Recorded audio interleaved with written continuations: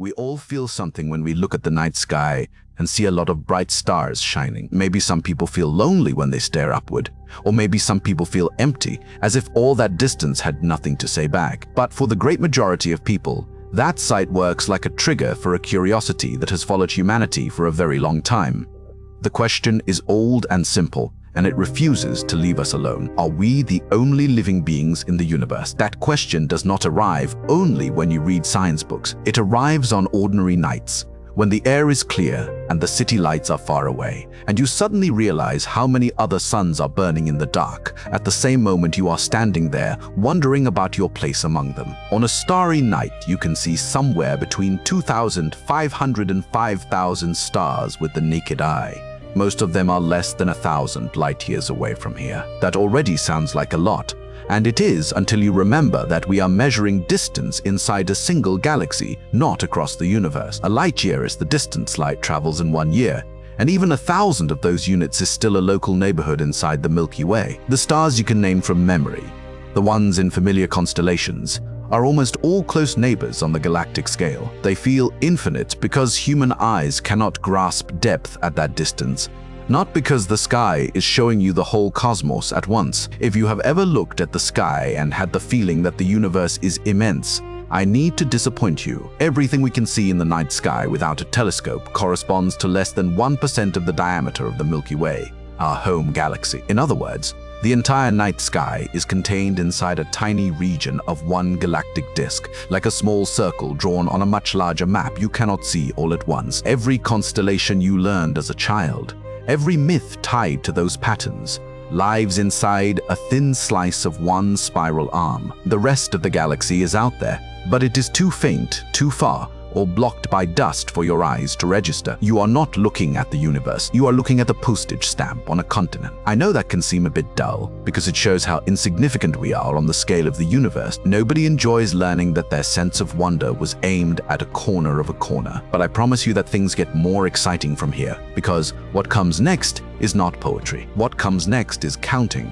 And counting is what turns a beautiful sky into a scientific problem. Insignificance on one scale can be the beginning of significance on another. Once you accept that the naked eye is limited, you can start using numbers that are honest about how large the galaxy really is and how many worlds might exist beyond the small patch we can see without help. For example, estimates suggest that the Milky Way has something on the order of 100 billion to 400 billion stars. Astronomers give a range because measuring an entire galaxy is difficult, but even the lower end is already staggering when you try to picture it as a pile of individual suns. Recent surveys show that the number of galaxies in the observable universe is at least 5 times larger than older estimates had suggested, totaling about 2 trillion galaxies. If the universe contains more galaxies than we used to think, it contains more stars, and more stars means more places where a world like ours could, in principle, exist. Each galaxy is its own island of stars, and 2 trillion islands is a landscape too large for intuition to walk across. When astronomers revise a count upward by a factor of 5,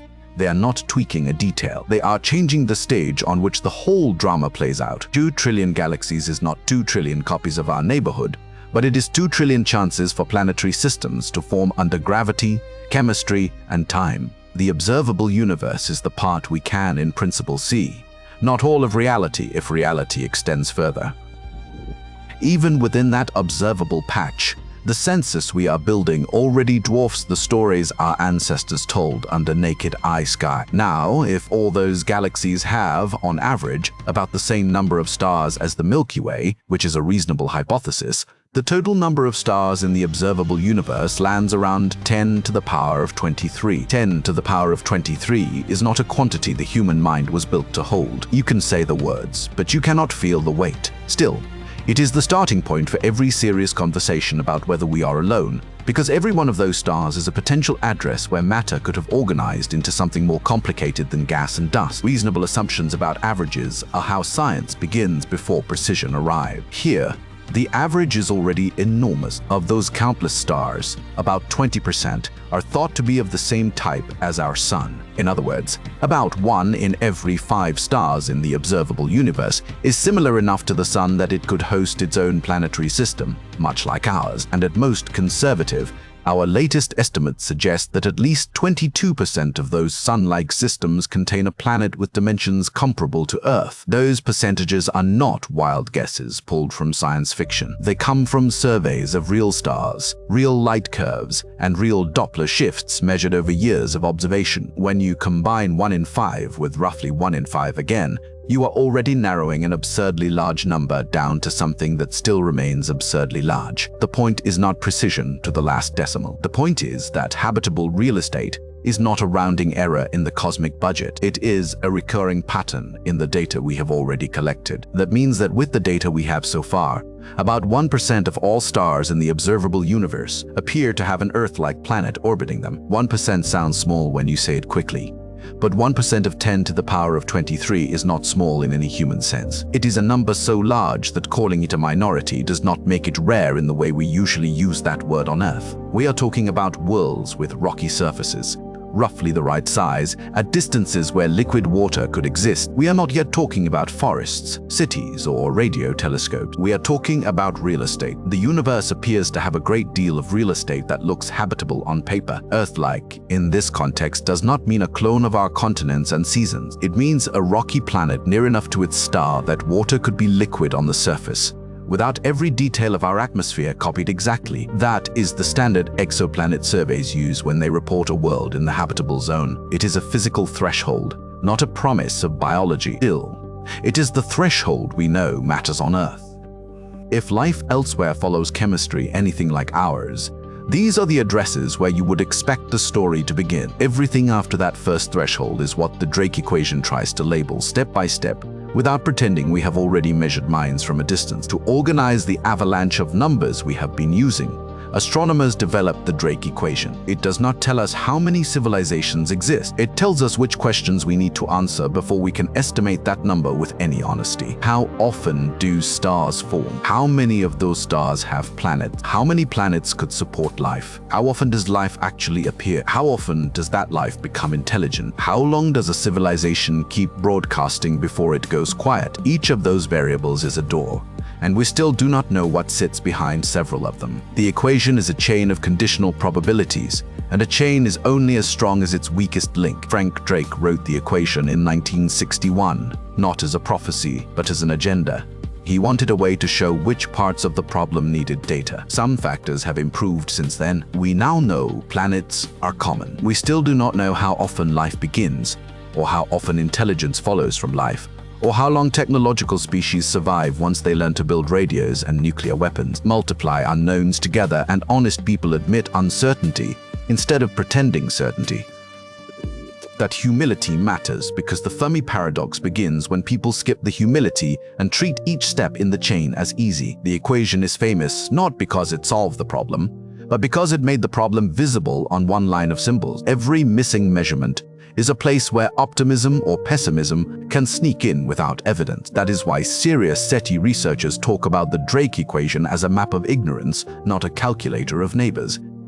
The discovery of exoplanets made this entire conversation far more urgent than it used to be. For most of human history, we could wonder whether planets were rare accidents around special stars. Then astronomers found the first confirmed exoplanet orbiting a sun-like star in 1995, and the word confirmed matters. It was not a speculation on a chalkboard. It was a planet pulling on its star strongly enough for us to measure the wobble. After that came more discoveries, one after another, until the argument shifted from whether other worlds exist to how many and what kinds. The Kepler Space Telescope stared at one patch of sky for years and found thousands of worlds by watching stars dim when planets passed in front of them. Some were the size of Jupiter hugging their stars in scorching orbits. Some sat in the habitable zone where liquid water could exist on the surface of a rocky world. The universe stopped being a guess about planets and became a catalog. Planet formation appears to be a normal consequence of star formation, not a miracle reserved for our neighborhood. That does not prove aliens. It proves that the first big term in the Drake chain is not zero. The sky is full of addresses. The silence we hear is not because the addresses are missing. It is because nobody has sent us a letter we can read, or because the mail arrived before we had a mailbox, or because the neighbors use a language our telescopes were never built to hear. From here, the speculation gets large, and I want to say that out loud before we continue. We might be the only intelligent civilization, although the word intelligent is disputed. We do not have a way to affirm how many of those planets will develop civilizations, or how many of those civilizations will evolve to a stage we would call intelligent. Intelligence is not a switch you can measure from light years away. We use it as a shorthand for species that build tools, change their environment, and maybe send signals. But even on Earth, the line between clever animals and technological animals is messy. Astrobiology can count planets. It cannot yet count minds. Dolphins do not build cities. Octopuses do not launch probes. Humans do both. And we still argue about what counts as intelligence when we look inward. That gap between planets and minds is where honest people slow down. We know rocky worlds exist in huge numbers. We do not know whether life is easy or hard. We do not know whether intelligence is a common climax or a weird branch that happened once here and rarely elsewhere. When people say we might be alone, they sometimes mean alone in the universe. Other times, they mean alone in the sense of being the only species building radios in our galaxy. Those are different claims. The Fermi argument needs the stronger version to hurt, because the numbers we calculated already gave us many worlds. The hurt comes from expecting many minds and hearing none. So let us guess. Let us guess that 1% of those Earth-like planets develop intelligent civilizations like ours. If that guess holds, and in the Milky Way alone, the number is about 100,000 intelligent civilizations. I want you to sit with that Milky Way number for a moment. 100,000 technological species in one galaxy, if our guesses are even roughly fair. That is not a fringe idea from a tabloid. It is what you get when you take conservative planet statistics and add one more conservative step. The math is polite. The sky is not. 10 quadrillion is a number that stops behaving like a forecast and starts behaving like a dare to the silent. You do not need every world to succeed. You do not need every civilization to last forever. You only need enough of them to survive long enough to build signals, or to leak signals by accident, for the galaxy to feel busy. The Milky Way alone would still be crowded even if the wider universe were empty. And the wider universe is not empty in the accounting we just did. That is why the next step in the story is not more multiplication, it is listening. SETI, the search for extraterrestrial intelligence, has since 1985 been tirelessly trying to communicate with or receive messages from those estimated 100,000 possible intelligent civilizations in our galaxy.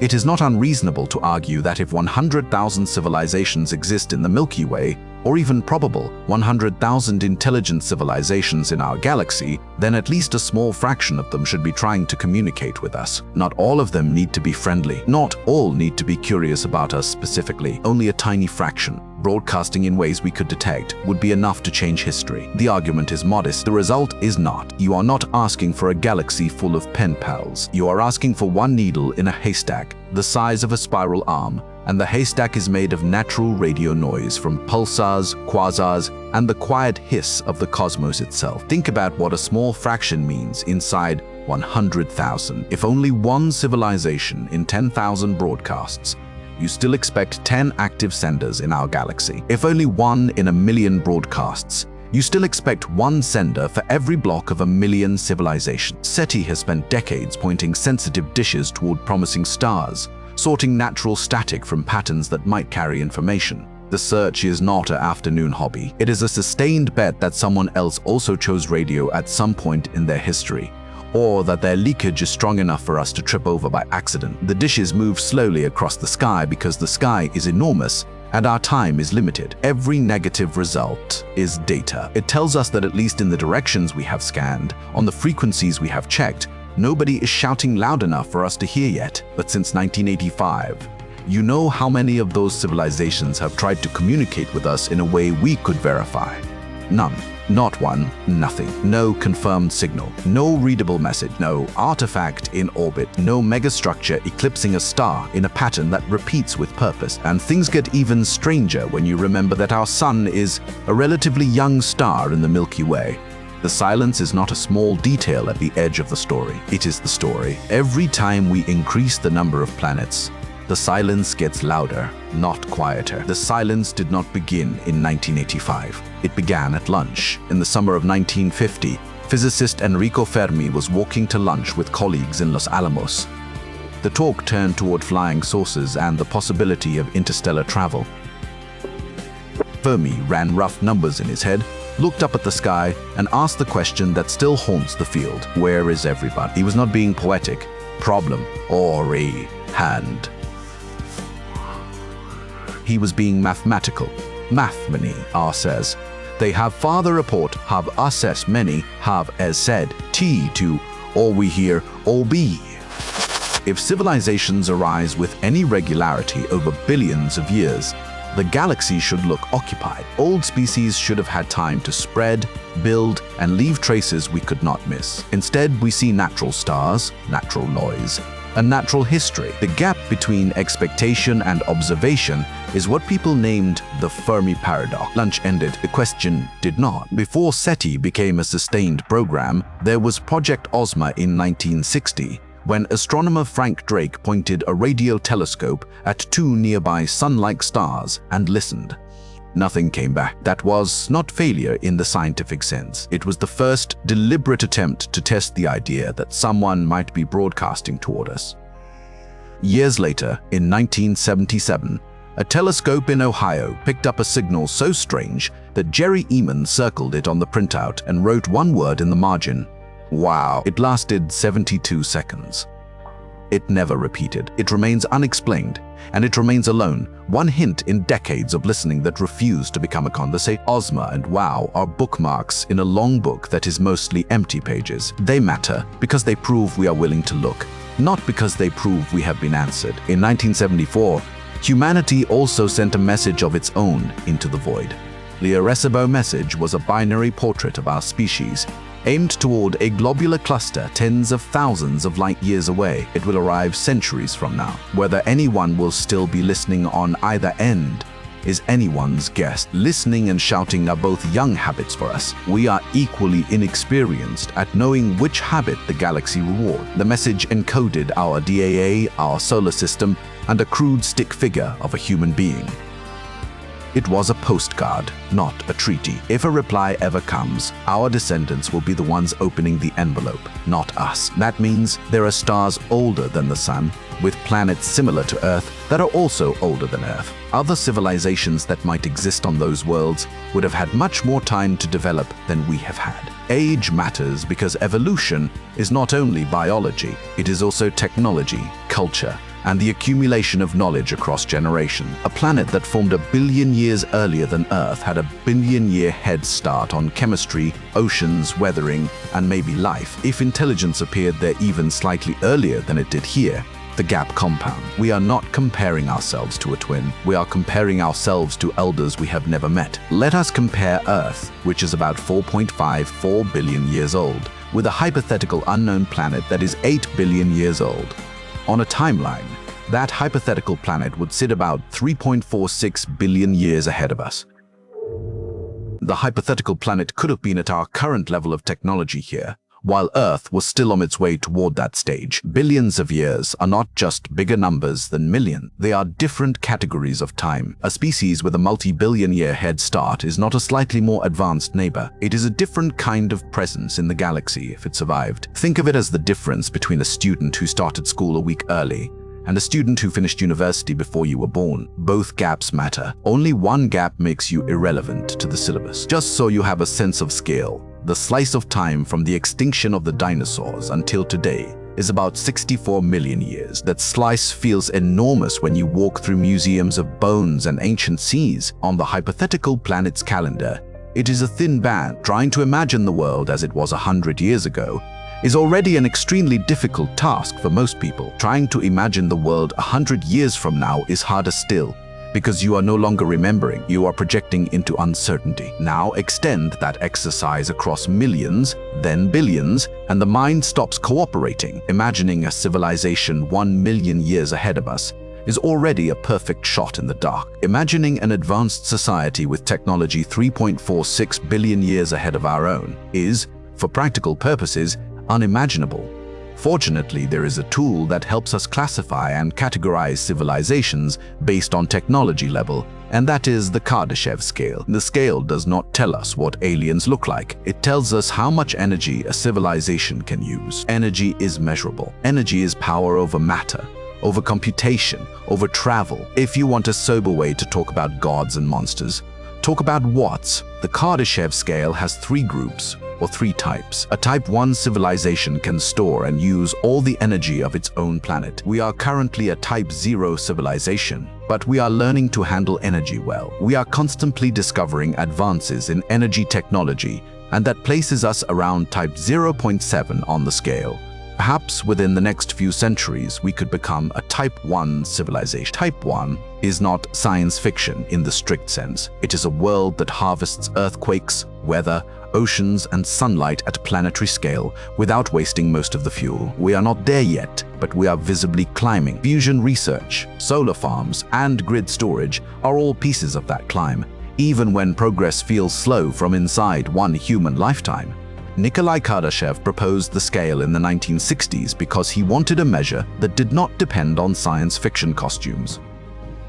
He asked a simpler question: how much energy does a civilization use? That question survives contact with reality better than guesses about alien psychology. Every city light, every rocket launch, every server farm, every future starship, if starships ever come, pays an energy bill somewhere. The scale sorts societies by that bill. By that measure, we are still beginners burning old sunlight stored in coal and oil, while learning to sip fresh sunlight from panels and turbines. The climb from 0 to 1 is the climb from adolescence to planetary adulthood. A Type 2 civilization can store and use all the energy coming from its host star. We currently have no practical means to do that today. When we try to imagine how we could do it, we only have hypothetical ideas we could try, such as a Dyson sphere, literally a sphere that surrounds the host star and captures the energy it emits, for example, through solar panels deployed on an astronomical scale. A full, rigid sphere may be impossible engineering, but a swarm of collectors in star orbit could still intercept a large fraction of starlight. From the outside, the star might look dimmer in visible light and brighter in infrared. That is a fingerprint, not a message. If even one civilization in the galaxy built such a swarm, our surveys would have a target. The fact that we debate individual odd stars instead of a sky full of dimmed suns is another way the paradox whispers. You do not need faster than light travel to colonize a galaxy. You only need patience. In the 1940s, mathematician John von Neumann described a machine that could travel to another star system, mine resources, build copies of itself, and send those copies onward. Each copy makes more copies, even at a modest fraction of light speed. One civilization could cross the Milky Way in a few million years. A world with billions of years of head start could have done that long before we learned to write. Self-replicating probes are not the only path, but they are a path that turns time into territory. If one species starts early enough, the galaxy becomes a garden it planted branch by branch. The von Neumann argument is important because it removes science fiction magic from the paradox. You do not need warp drives or wormholes to paint the galaxy with one civilization. You need machines that copy themselves, and stars that are close enough to reach one hop at a time. Millions of years sounds long to a species that measures history in thousands, but it is short compared with billions. If elders existed on old worlds, they had time not only to invent the probes, but to finish the trip many times over. That makes the empty sky harder to explain by saying nobody had time to arrive. A Type 3 civilization can use and store energy equivalent to that of its entire host galaxy. If you think that sounds bizarre, then do not forget that our hypothetical planet has 3.46 billion years of technological lead on us. A civilization born there could have become Type 2 or even approached Type 3 long before humans existed. Type 3 is not a bigger version of us with better phones.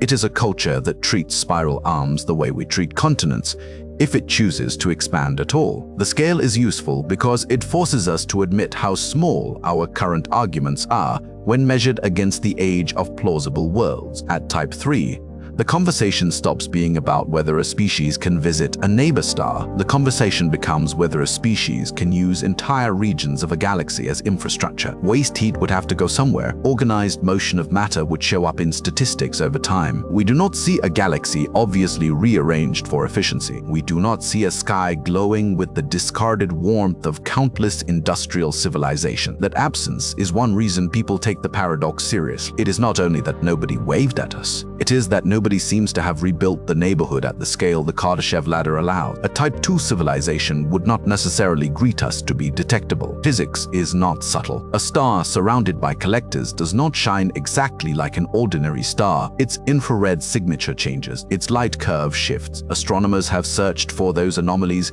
and they have found a few strange stars. Voyagian's star flickered in ways that were hard to explain at first. Light dropped by irregular amounts, as if something large was passing in front of the star, but not in the neat pattern of a planet. The most likely answer turned out to be dust or cometary debris. But the search matters. We are not only listening for messages, we are looking for engineering. Now, let us be deliberately pessimistic. Let us assume that only 0.1% of all probable 100,000 intelligent civilizations in the Milky Way have developed into a Type 3 civilization, because none of them have communicated with us so far. 0.1% of 100,000 is 100. Even if you hate every guess we made earlier, you are still left with on the order of 100 Type 3 civilizations in the Milky Way under this pessimistic cut, 100 galaxy-scale societies, and still not one confirmed hello. That is the moment the paradox stops being a party trick and becomes a responsibility. If the math keeps giving you elders and the telescopes keep giving you quiet, you have to ask which part of the story is wrong, or which part of the sky you are not seeing yet. Where is everybody? Welcome to the Fermi Paradox. There is no concrete answer that resolves the Fermi Paradox. You can tune the assumptions and make the expected number of civilizations go up or down, but the observational fact remains. We do not see an obvious galactic civilization. We see stars that behave like stars.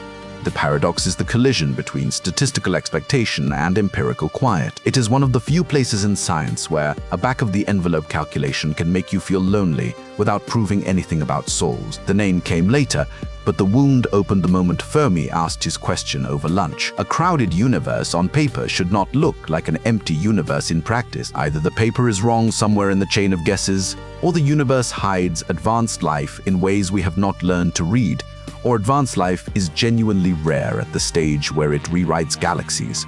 Those are not the same answer, and they lead to different fears. The paradox forces you to pick which link you distrust. What we can do is offer some hypotheses that try to explain why intelligent civilizations, if they exist, have not come to communicate with us so far. There are two large opposing groups that try to explain the Fermi Paradox. One of those groups suggests and affirms the non-existence of Type 2 and Type 3 civilization. The other says those more advanced Type 2 and Type 3 civilizations do exist, but for somewhat logical reasons, they still prefer not to communicate with us. Both groups agree that the sky is strange. They disagree about whether the strangeness is absence or discretion. Let us start with the group that defends the non-existence of Type 2 and Type 3 civilization. Our earlier calculations showed that there should be thousands of advanced Type 2 and Type 3 civilizations in the Milky Way. The fact that they do not exist, or at least do not communicate with us, means something is going wrong and they cannot evolve to reach Type 3 civilization. Something in the chain from rocky planet to galaxy.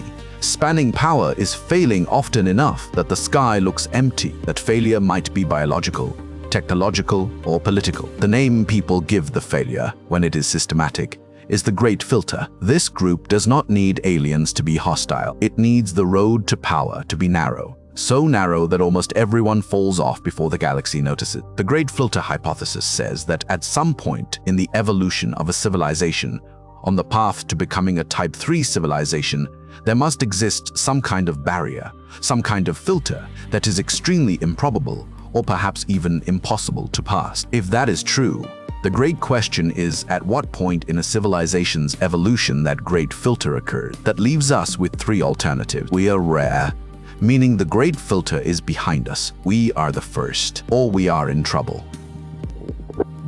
Each alternative has different emotional weather. Only one of them lets you sleep calmly. The three options are not equally comforting, and they are not equally likely. They are simply the branches that remain once you admit a filter might exist at all. Where the filter sits tells you whether humanity is a miracle already written, an early draft in a young cosmos, or a story with a bad ending still ahead. The filter is not a monster in space. It is a bottleneck in probability. If a great filter has already passed us, then we are rare. Perhaps it could even have been the origin of life itself. It is impossible to know, But that would explain why Type 3 civilizations do not exist yet. Perhaps we are among the first that are becoming Type 3. Rarity does not mean we are loved by the universe. It means the steps we already passed are harder than they look. Abiogenesis might be the miracle. Multicellular life might be the miracle. Intelligence might be the miracle. We cannot rerun Earth a million times to see how often the same story appears. Every fossil layer we dig through is one run of the experiment, not a statistical sample. That is why biologists and astronomers argue about whether life is a common trick of chemistry or a freak accident that lucked into a stable planet for 4 billion years. If we are the first, or part of the first, that may mean that for the first time since the Big Bang, the universe has become propitious for life and for the emergence and evolution of civilization. Perhaps at some point in the past, other civilizations tried to develop, but the primitive universe did not have propitious conditions for that. Perhaps whenever a civilization tried to develop, a nearby supernova happened, or perhaps gamma-ray bursts wiped them out. We have no way to know, but that also explains why Type 2 and Type 3 civilizations do not exist. The early cosmos was violent. Stability may be a recent luxury. Stars had to die so that later stars could inherit carbon and oxygen. Galaxies had to calm down enough for worlds to keep oceans for geologic ages instead of boiling them away every few million years. Propitious does not mean perfect. It means stable enough for long enough that chemistry on wet rocks can climb toward complexity without being reset too often. Stars had to enrich the universe with heavier elements across generations. Galaxies had to settle into structures where habitable zones could persist for billions of years. If we are among the first wave benefiting from that calm, then silence is not a graveyard, it is a schedule. The galaxy may still be waking up. Other voices may be young like ours, still learning to listen, still trapped on their first planets, still arguing about whether the stars are reachable. And honestly, that is the best of the hypotheses, because with it we do not need to worry about a great filter, because in a way it does not exist ahead of us. The hardest steps may already lie behind us, and the road forward may still be open for species young enough to inherit a calmer universe. That does not guarantee safety. It only moves the danger into the past instead of the future, or else we are in trouble. If we are neither rare nor the first, then a great filter is in front of us,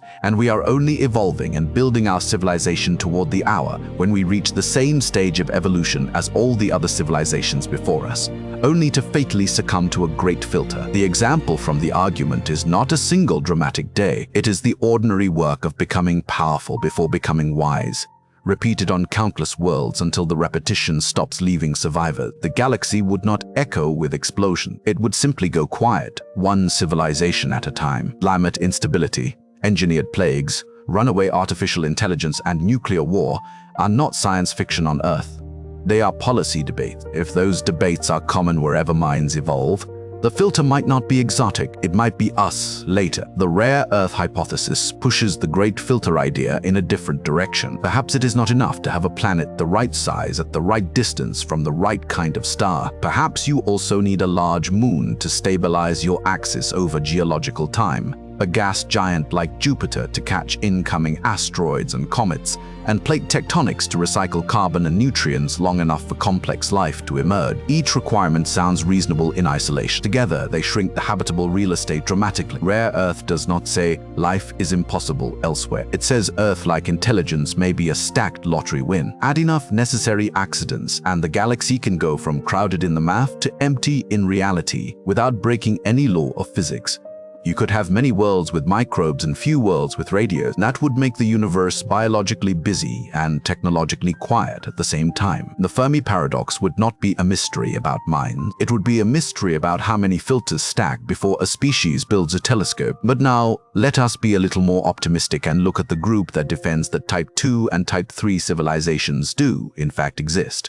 There are also rational reasons why they have not sent us messages yet. Human beings have been on Earth for about 50,000 years, which from a universal or even geological point of view is nothing. Recorded history has a little more than 5,500 years. Our species is a blink. Our technology is a blink inside the blink. Expecting the galaxy to speak on our schedule may be like expecting a forest to explain politics to an acorn. Civilizations that rose and fell on other worlds before we invented writing would leave no human memory of the conversation. They might have peaked when our ancestors were still figuring out fire. The galaxy does not owe us synchronization. It only owes us physics, and physics allows silence to last longer than any empire. Radio astronomy itself is younger than many human languages. We have only had the tools to listen seriously for a fraction of Earth's history. If a civilization sent a beacon 2 million years ago on a frequency we now scan, we were not here to answer. If they send one 2 million years from now, we may be gone or transformed beyond recognition. The galaxy is old enough that timing alone can explain silence without requiring emptiness. We might simply be early to the party, late to the message, or both at once on different channels. One large possibility is that Type 2 and Type 3 civilizations may have sent messages to us, but we did not exist yet. Or perhaps Type 2 and Type 3 civilizations are talking right now across the entire galaxy, but with some kind of technology that we inferior Type 0.7 people do not yet have sufficient technology to conceive. Timing cuts both ways. They may have called Earth before humans built receivers. They may be calling now on channels we do not monitor because we never imagined them. Absence of evidence is not evidence of absence when your instruments are young. All our attempts at communication with extraterrestrial civilizations so far have been based on radio waves, and it may be that for a Type 2 or Type 3 civilization, radio no longer exists as a medium they would use. Radio was a brilliant century for us. It may be a quaint historical phase, like smoke signals are for us. Advanced species might use laser links, neutrino beams, quantum correlations, or methods that do not broadcast outward at all. If the galaxy is full of fiber optics between stars, radio listeners will hear silence forever while the real traffic passes elsewhere. We chose radio because it was the loudest tool we had. That choice may have blinded us to a quieter network running beside us. Our own leakage gives the argument a strange mirror. Television, radar, early telecommunications, and military broadcasts have been spilling into space for decades. We are a species that accidentally shouts while learning to talk. SETI began by assuming others might shout the same way. That assumption was reasonable when radio was our highest antenna on the sky. It may be less reasonable if advanced cultures treat radio the way we treat bonfires on hills, a stage we passed on the way to finer tools. Silence then means we are listening for an old accent in a galaxy that moved on. Imagine that we humans are my dog, and I am an advanced Type 2 civilization looking at him. Why would I waste time teaching him mathematics, physics, time travel, travel near the speed of light, and so many other things that Type 2 and Type 3 civilizations do? Well, he will not understand. The metaphor is unfair to dogs, who understand plenty on their own term. The point is about bandwidth between mind. A species millions of years ahead may not benefit from explaining itself to us, any more than you benefit from explaining tax law to a squirrel. Contact is not automatically educational. Sometimes it is simply irrelevant. Time travel and near light speed travel are not random decorations in the metaphor. They are shorthand for domains of physics so far beyond our engineering that conversation would not even share a vocabulary. We humans are not used to imagining ourselves as inferior beings. Even here on Earth, we imagine ourselves as superior, at the top of the food chain, and that makes little sense. The truth is that we are probably just one more among thousands of civilizations, if they exist. Perhaps we are just an inferior civilization in a galaxy dominated by Type 3 civilization. Humility is not self-hatred, it is spatial perspective. On a galactic map, our entire history is a thin scratch on one rocky world. If others exist, many of them may have been old when we were still learning to chip stone. That thought should not crush you, it should orient you. The sky is not small because we are small. It is large, and we are only beginning to read it. The zoo hypothesis is one explanation from the group that believes advanced civilizations exist.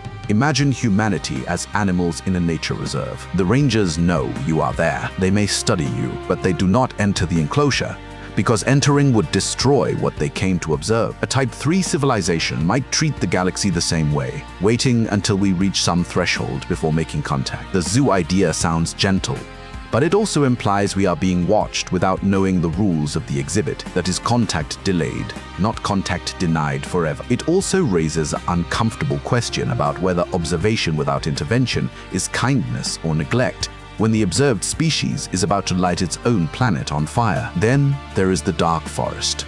The universe is not empty, it is hunted, and every civilization hides, because to reveal your location is to risk annihilation, not out of cruelty but out of logic. You cannot know if the civilization you contact is peaceful. In a galaxy where weapons can travel at the speed of light, silence can be the only rational move. The dark forest is an answer born from game theory and fear, not from astronomy directly.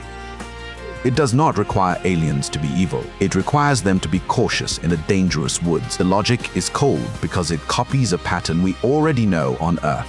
When one group meets another with no trust and no shared law, hiding or striking first can become rational, even for people who prefer peace.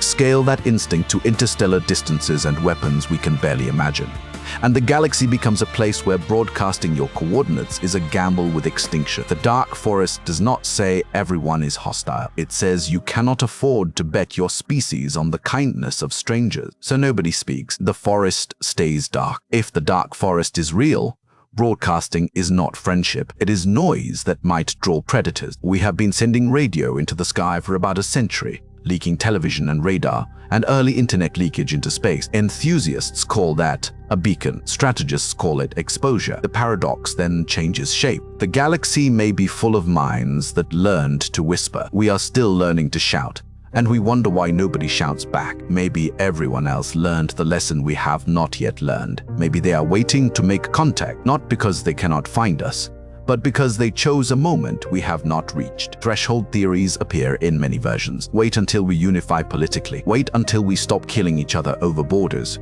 Wait until we discover some physics milestone. The trouble with threshold theories is that they are untestable from inside the cage. You cannot know whether the keepers are patient or absent. You only know the door has not opened yet. The example from the channel ends on that note, not with proof, but with an open possibility. Perhaps the silence is policy. Perhaps it is absence. We still do not know which. The James Webb Space Telescope is now reading the atmospheres of distant worlds, searching for chemical combinations that life might produce. Oxygen with methane, water vapor in the habitable zone, carbon dioxide in ratios that suggest active geology and maybe biology. That does not replace SETI, but it changes the question.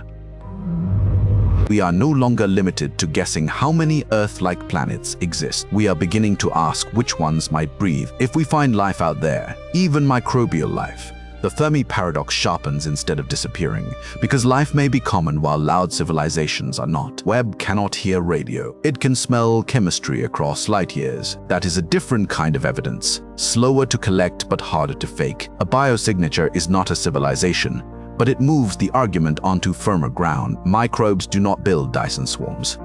So, algae do not leak sitcoms into space. If we find biology on a second world, we learn that the early steps in the Drake chain are not impossible. The silence after that point becomes more pointed. Something happens between slime and radio that we do not yet understand, or something happens after radio that makes species go quiet. Either way, the sky would no longer be an abstract debate. It would be a measured fact with an unanswered sequel. That sequel is the Fermi Paradox in its sharpest form. Life without voices is stranger than no life at all, because it tells you the universe can brew cooks who never leave the kitchen. The honest answer is that we do not know which branch we live in. We only know the numbers keep pushing toward many worlds and many chances, while the instrument we built for listening still hears no verified voice. That is why the question Fermi asked over lunch still follows us when we step outside at night. Where is everybody? The paradox is not a failure of imagination. It is a failure of evidence where imagination expected abundance. Until that evidence arrives,